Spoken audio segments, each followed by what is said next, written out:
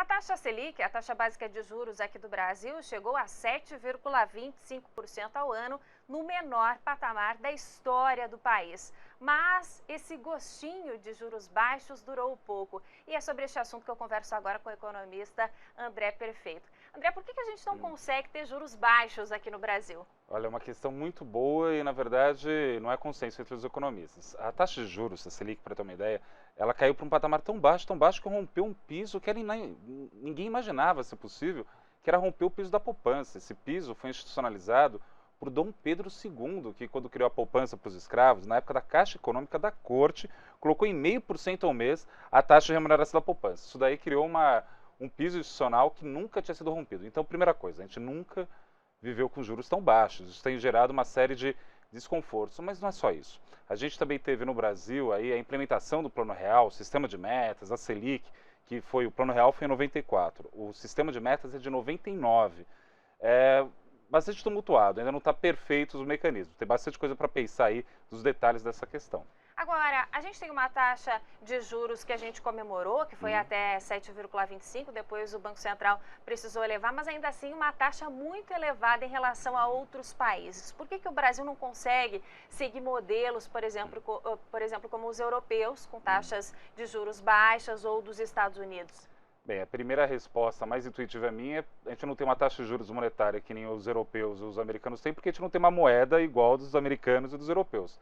Tem vários problemas aí na estabelecer a taxa Selic, né? Por exemplo, um dos canais que é esperado é você elevar a taxa de juros. Ao elevar a taxa de juros, você retira dinheiro da economia através das operações de mercado aberto, você enxuga esse dinheiro. Ao enxugar esse dinheiro, a atividade cai. Quando a atividade cai, a inflação tende a cair também.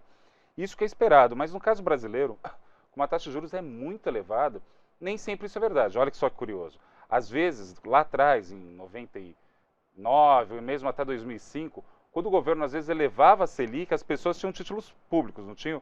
Então aumentava a rentabilidade deles. Então, em vez da demanda cair, na verdade a demanda subia no Brasil.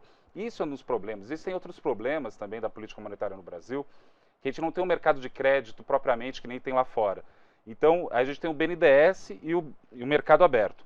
Então, às vezes, o BNDES pratica uma taxa muito mais baixa que do Banco Central. Então, o Banco Central tem que subir muito a taxa de juros para contrabalançar esse efeito do BNDES.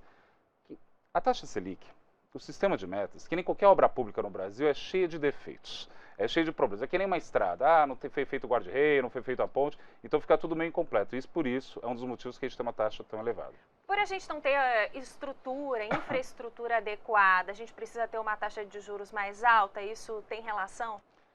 Em alguma medida tem, né? Na verdade, as coisas são simultâneas. Na verdade, a gente não tem uma taxa de juros baixa porque a situação da infraestrutura é muito alta e por isso mesmo a gente não tem uma taxa de juros baixa. Aquele dilema da Tostines, né? O que vem primeiro, a gente nunca sabe. A questão é, a gente tem que tentar jogar a taxa de juros para baixo de forma coordenada.